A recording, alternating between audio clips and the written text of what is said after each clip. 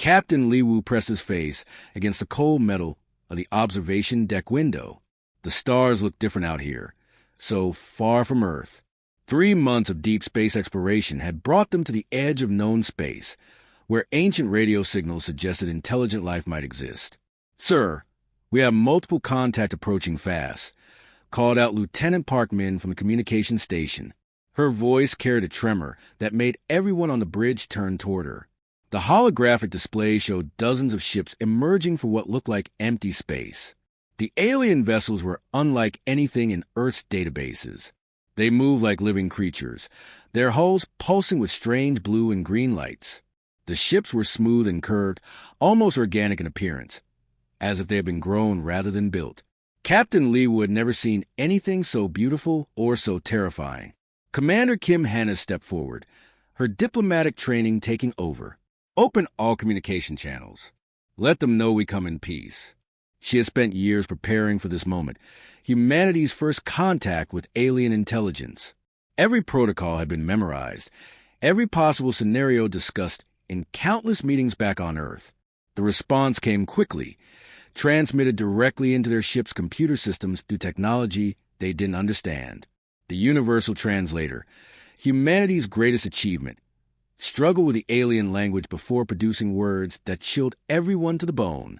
Primitive species detected, neural patterns classified as inferior.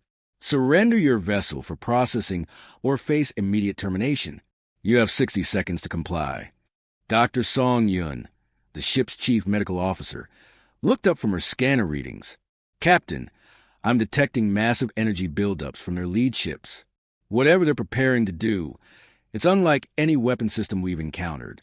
Ensign Choi Jae, barely 22 years old and on his first deep space mission, gripped his control station with white knuckles. "Sir, should we try to run? Our jump drive is still charging from the last hyperspace jump." Captain Liu made the decision that would change everything. "No, we hold position. If this is how humanity meets the galaxy, we meet it with dignity." He had no way of knowing that this single choice would reshape the fate of every living being in the galaxy. The alien weapons fired. The energy that struck their ship was unlike anything in human experience. It didn't burn through metal or overload electrical systems. Instead, it passed through the hull like it wasn't there, seeking out the crew themselves. The neural disruptor array, as they would later learn to call it, had never failed in 1,000 years of alien conquest. The weapon was designed to target the nervous system of any living creature, overloading neural pathways until the brain simply stopped functioning. It was considered the most humane weapon in the galaxy because death was instant and painless. Every species the aliens had encountered had simply collapsed and died within seconds of exposure. Ensign Choi Jae was the first to be hit. The young man dropped to his knees, his body convulsing as alien energy coursed through his nervous system. Dr. Song Yun rushed toward him with her medical kit, expecting to find a corpse. Instead, she found something impossible. Choi Jae's eyes snapped open, but they were different now. They seemed to glow with an inner light, and when he looked at the alien ships on the view screen, he spoke with a voice that was somehow stronger and clearer than before. "I can see how their ships work," he whispered, his voice filled with wonder. "The energy patterns, the power systems. It's also clear now." Around the bridge, other crew members who had been struck by the weapon were standing up. Their movements were faster, more precise. Lieutenant Parkman's fingers danced across her console with impossible speed, accessing systems she had never been trained to use. "Captain," she said, her voice carrying new confidence, "I'm reading their communication protocols. I think I can hack into their systems." Dr. Song Yin stared at her medical scanner in disbelief. The readings showed human vital signs, but elevated far beyond normal parameters. Heart rates, brain activity, muscle response times. Everything was enhanced to levels that should have been impossible. Through the view screen, they watched the alien fleet's formation begin to break apart. The bioluminescent patterns on their ships flickered erratically, like living creatures in distress. The aliens who had conquered countless worlds were facing something they had never encountered before, a species that their ultimate weapon could not kill. Captain Li Wu felt the change happening to himself as well. His thoughts became clearer, his reflexes sharper. Somehow, He understood that the alien weapon hadn't just failed to kill them. It had done something far more significant. The alien ships began retreating, their bioorganic hulls pulsing with what could only be described as fear. As they disappeared into hyperspace, leaving humanity's first contact encounter in stunned silence, Captain Li Wu realized that everything had changed. The weapon that was supposed to end humanity had instead begun something entirely new, something that would echo across the galaxy and change the fate of every living creature among the stars. 3 weeks after the alien encounter, Earth's most secure research facility hummed with constant activity. Dr. Bei Su-jin walked through the medical wing, checking on the enhanced crew members who had volunteered to stay for testing. What she had discovered in those weeks challenged everything humanity thought they knew about themselves. Lieutenant Kim De-young sat in the testing chamber, his eyes closed in concentration. On the table before him lay fragments of alien technology recovered from space debris after first contact. Without touching anything, he began describing exactly how each piece functioned. "The power core uses quantum crystalline matrices," he said calmly, as if discussing the weather. "The navigation system reads stellar magnetic fields through biological sensors. And the communication array?" He paused, opening his eyes with a smile. "It's trying to connect to something. Something big." Dr. Ote, Dr. Bei's assistant, stared at the readings on his instruments. His brain activity is off the charts, but he shows no signs of stress or fatigue. It's like his mind has been upgraded to process information at superhuman levels. In another room, Sergeant Nam Su worked with a team of engineers on a broken piece of alien hull plating. She placed her hands on the strange material and watched as it began to respond, the bioorganic surface rippling and changing color under her touch. "It recognizes me somehow," she explained to the amazed engineers. "The material wants to repair itself, but it needs the right neural pattern to activate. Human neural patterns." Director Yoon Jin-ho studied the daily reports with growing excitement and concern. The enhanced humans were developing abilities that seemed impossible, but the implications were staggering. If the alien weapon had this effect on all humans, it could change the entire species forever. "Dr. Bei," he called as she entered his office, "show me the latest communication intercepts." The wall screen displayed translated messages from across the galaxy. Alien species under the rule of the Zephyrian Empire were sending secret transmissions, and many mentioned the same thing: humans who could not be killed by the neural disruptor. "Listen to this one," Dr. Bei said, activating an audio file. The translator converted alien speech into stilted English. "The immune ones have appeared. The ancient prophecies speak truth. Hope returns to the oppressed worlds." Another message followed. "Zephyrian forces retreat from human space. Their ultimate weapon has failed. The liberation may finally begin." Director Yoon Jin-ho felt the weight of responsibility settling on his shoulders. How many species are under Zephyrian control? Based on these intercepted communications, we estimate at least 400 different worlds and species. The Zephyrian Empire has been expanding for over 1,000 years, using the neural disruptor to instantly defeat any resistance. In the training facility below, enhanced humans were learning to use their new abilities. Captain Li Wu, who had returned to Earth with his crew, worked with alien technology that Earth's best scientists couldn't understand just days earlier. He picked up a Zephyrian energy weapon and felt it respond to his touch. The bioorganic components recognized his enhanced neural pattern and began adapting themselves to human use. Within minutes, he had modified the weapon to be more efficient and powerful than its original design. "It's not just that we can use their technology," he explained to the watching researchers. "We can improve it. Our neural patterns seem to be more complex than theirs, more adaptable." Dr. Song Yun, who had also been enhanced during the first contact, made another startling discovery. She was working with tissue samples from various Earth animals when she noticed something strange. The neural disruptor energy signature was present in the samples, but dormant. "I think all life on Earth has some resistance to their weapon," she announced to the research team. "But only human brains are complex enough to actually benefit from the enhancement. Our evolutionary history, all the challenges we face on Earth, somehow prepared us for this." The most remarkable discovery came from Lieutenant Park Min, who was monitoring alien communication networks. She had developed the ability to understand alien languages without using the universal translator, as if the enhancement had given her access to some universal pattern of communication. "I'm picking up something big," she reported to the command center. "Zephyrian High Command is in emergency session. They're calling what happened to us impossible and dangerous to galactic order. They're preparing a massive response." Commander Kim Hanna, also enhanced, was working with diplomatic protocols when she felt something new, a strained connection to the alien mind she was studying. It was as if she could sense their emotions and thoughts across the vast distances of space. "They're afraid," she said with certainty. For the first time in their civilization's history, the Zephyrians are truly afraid. They built their entire empire on the belief that their neural disruptor makes them invincible. We've just proven them wrong. As reports came in from around the world, it became clear that every human who had been exposed to the alien weapon showed similar enhancements. Reaction times improved by hundreds of %, intelligence levels soared, and most importantly, they all seemed to develop an intuitive understanding of alien technology and communication. But the most significant change was something that couldn't be measured by instruments. The enhanced humans were beginning to dream the same dreams. Visions of other worlds, other species crying out for freedom from Zephyrian oppression. Earth was no longer just another world in the galaxy. It had become something the Zephyrian Empire had never faced before, a planet full of beings their ultimate weapon could not destroy. Beings who might just be able to free the galaxy from 1,000 years of conquest. The sky above New Seoul turned dark as shadows fell across the city.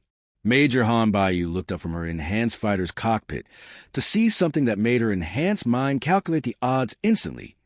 Over 300 Zephyrian bio ships blotting out the sun. This wasn't just an attack. This was an invasion designed to capture and study every enhanced human on Earth. "All pilots, this is command," crackled the radio. "Enemy fleet is deploying capture protocols. They want us alive. Do not let them take you." Major Han Bayu felt her enhanced reflexes kick in as she launched her fighter into the crowded sky. Her ship was a hybrid creation, built from human engineering and alien technology that her enhanced mind could understand perfectly.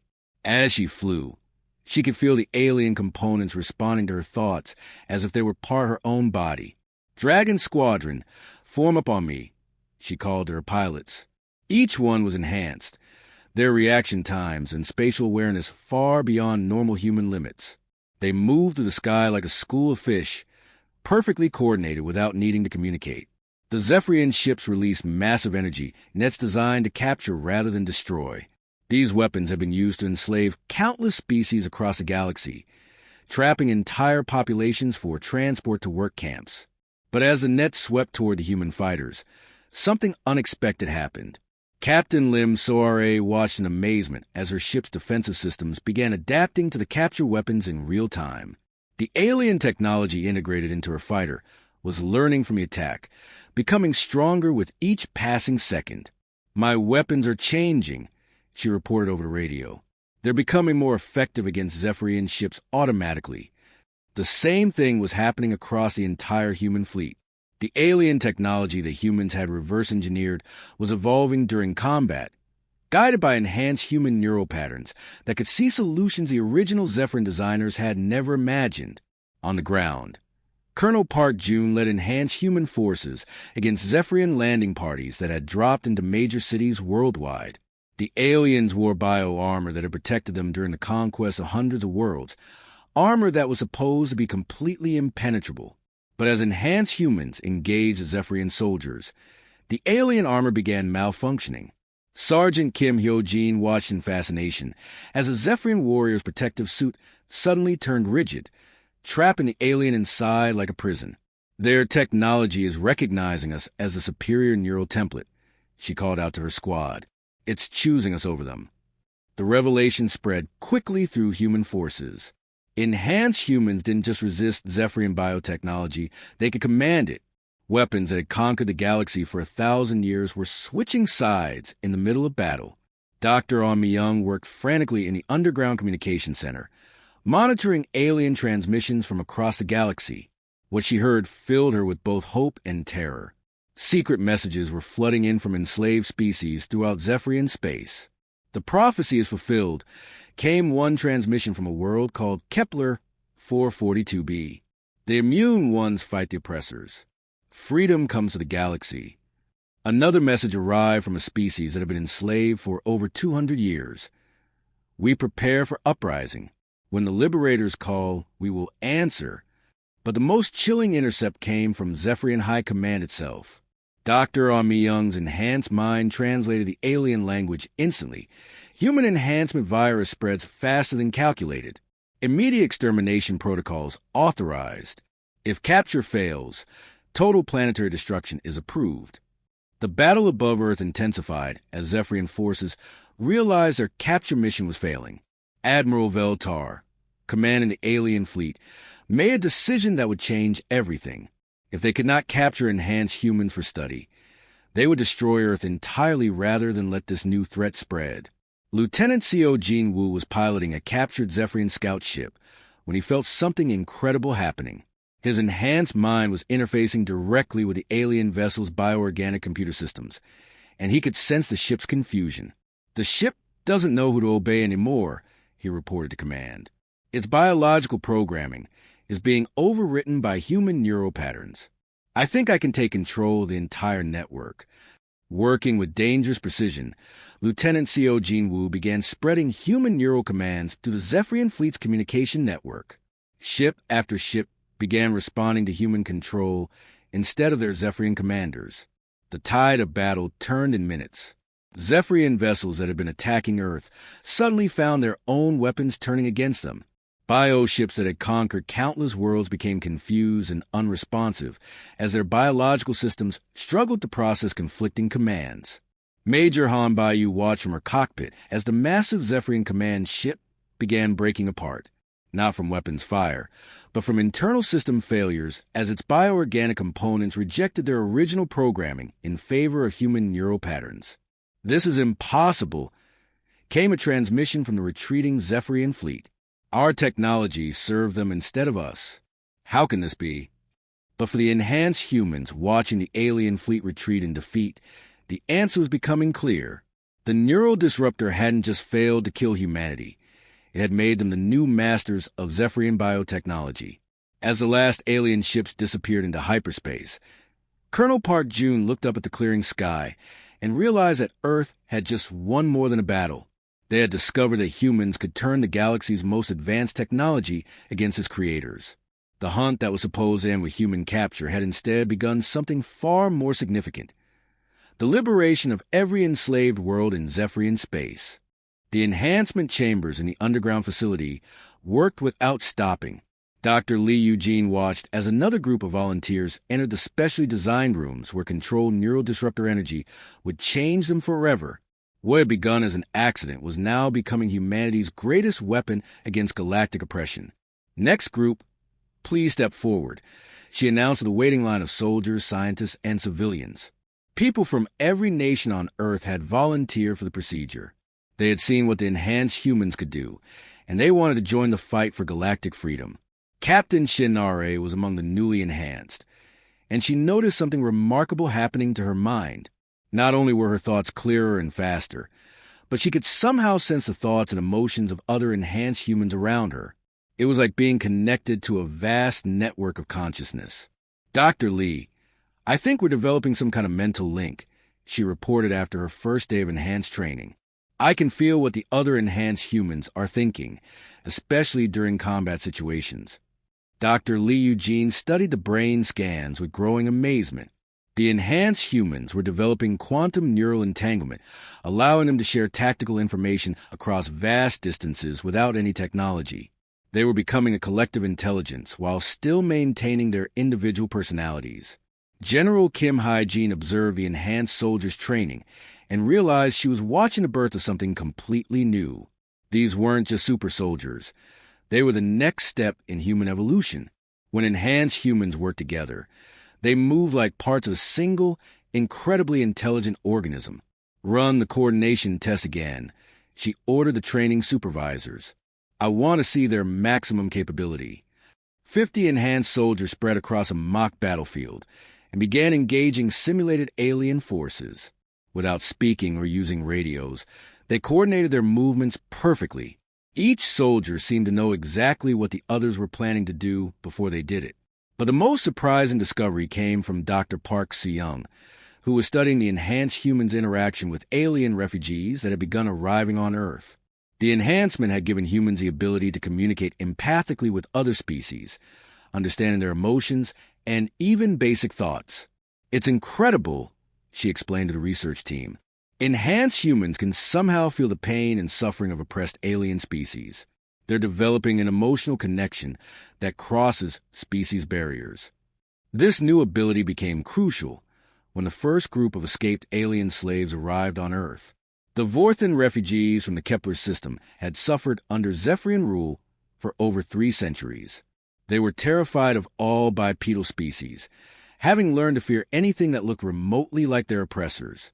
Commander Lee Minho, newly enhanced, approached the frightened aliens with his hands empty and his mind open. Without speaking, he projected feelings of safety and protection. The Vorthan refugees, who had never experienced kindness from any humanoid species, began to relax. "They understand that we want to help," he reported to the diplomatic team.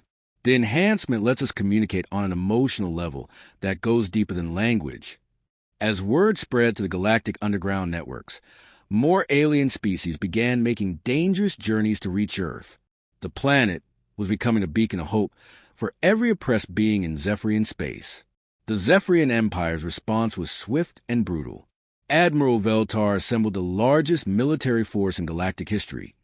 Over 2,000 bioships, representing combined might of their 1,000-year reign. "This human infection ends now," he declared to his fleet commanders. "We will destroy their homeworld and every ship that carries their neural pattern. The natural order must be restored."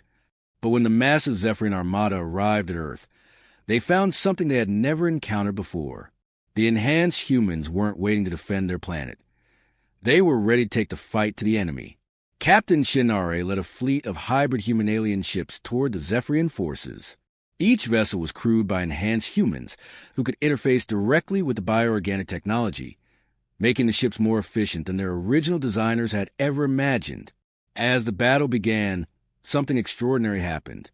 The Zephyrian bioships, which had dominated space combat for centuries, began responding to human neural commands instead of their alien crews.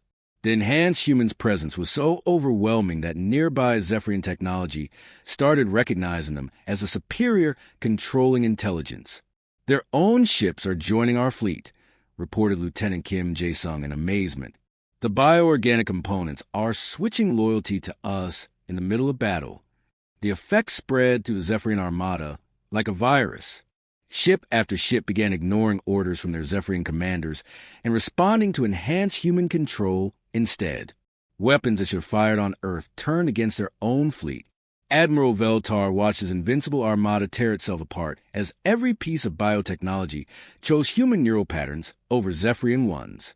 For the first time in his species' history, their ultimate dominance was being challenged by beings they considered primitive. "Impossible," he transmitted to Zephyrian High Command as his own flagship systems began responding to human mental commands. "Their neural patterns are overriding our biological technology. They're taking control of our entire technological base." As the surviving Zephyrian ships retreated in complete defeat, enhanced humans throughout the galaxy felt a collective realization. They weren't just immune to alien weapons. They were becoming the new neural template that would reshape all biotechnology in the universe. The evolution that had begun with a failed weapon was now spreading across the stars, carrying the promise of freedom to every enslaved world in the galaxy. 2 years had passed since the fall of the Zephyrian Empire, and Ambassador Kim Se-young stood before the largest gathering of alien species in galactic history. The former Imperial Throne world had been transformed into a center of cooperation and learning, where beings from hundreds of different worlds worked together as equals for the first time in centuries. "We offer the enhancement freely to any species that chooses it," she announced to the assembled delegates. Not as conquerors demanding submission, but as partners seeking to build a better galaxy together. The response was overwhelming. Species that had lived in fear for generations saw the enhancement as their path to freedom and equality. But some alien representatives worried about what it might mean to change their fundamental nature. Dr. Yang Hyorin supervised the first multi-species enhancement procedures in her laboratory on the former capital world. What she discovered amazed even her enhanced mind. Each alien species that underwent the process developed unique abilities based on their original biology and culture. The Vorthans, with their naturally telepathic abilities, became incredible coordinators who could link the thoughts of entire planetary populations. The crystalline Zalari developed the power to enhance any technology they touched, turning simple tools into powerful instruments. The aquatic Nefri gained the ability to communicate with any form of life, even plants and simple organisms. It's not making everyone the same, Dr. Yang explained to the Galactic Council. The enhancement brings out the best qualities that each species already had, then connects them to the universal pattern of consciousness that humans discovered. Former Zephyrian scientist Dr. Kethvar worked alongside enhanced human researchers, studying how their old empire's biotechnology could be redesigned to serve life instead of controlling it. The conversion process was remarkable. Weapons became healing devices, control systems became communication networks, and prison ships were transformed into exploration vessels. We were wrong for so long, Dr. Kethvar admitted to his human colleagues. We thought domination was strength, but cooperation is far more powerful. Your neural patterns have shown our technology its true purpose. Enhanced human mediator Kong Minho traveled between worlds that were still recovering from centuries of oppression. His ability to communicate empathically with any species made him invaluable in healing the psychological wounds left by the old empire. On the water world of Aquatica Prime, he worked with Nefri survivors who had lost their ability to trust other beings. Through enhanced empathic connection, he helped them feel the genuine desire for friendship that humans and other species offered. The fear is leaving them, he reported Earth Command. Once they feel our authentic emotions, they understand that we truly want to help, not rule. Captain Cho Eun-ji prepared for humanity's most ambitious mission yet, the first expedition beyond the known galaxy. Her ship, the New Horizon, was crewed by enhanced humans and volunteers from 12 different alien species. Together, they would explore regions of space that no one had ever visited. We don't know what we'll find out there, she told her diverse crew as they prepared for departure. But whatever it is, we'll face it together, and we'll greet it with open minds and peaceful intentions. The ship itself was a marvel of cooperative engineering. Human creativity combined with alien knowledge and enhanced intuition. Its bioorganic hull could adapt to any environment. Its communication systems could decode any form of language, and its defensive systems were designed to protect rather than attack. As they crossed into unexplored space, they encountered forms of life that defied all previous understanding. Energy beings that lived in the hearts of stars, crystalline intelligences that existed in the quantum foam between dimensions, and ancient artificial minds that had been waiting eons for someone capable of understanding them. Enhanced human communication specialist Lee Ji-hoon found that his abilities allowed him to establish contact with these exotic life forms. They're not hostile, he reported with wonder. They're just lonely. Some of them have been waiting millions of years for someone they could talk to. Back on Earth, children born to enhanced parents showed abilities that surpassed even their remarkable mothers and fathers. These new humans could interface with any technology intuitively, communicate with any species naturally, and somehow sense the interconnectedness of all life throughout the universe. Dr. Moon Jae-ho studied these children with fascination and hope. They're not just a next step in human evolution, he realized. They're the beginning of something entirely new, a generation that sees the galaxy not as separate worlds and species, but as one connected living system. The former Zephyrian territories have been transformed into centers of learning and growth. Worlds that had been strip-mined for resources became gardens again. Species that have been enemies for centuries learned to work together. The technology of oppression became the foundation for exploration and discovery. Enhanced human philosopher Dr. Choi Yun-soo wrote the final report on humanity's transformation. We have learned that the greatest strength is not the power to destroy, but the ability to connect, to understand, and to lift others up with us. The weapon that was meant to end humanity, instead, gave us the keys to heal a galaxy.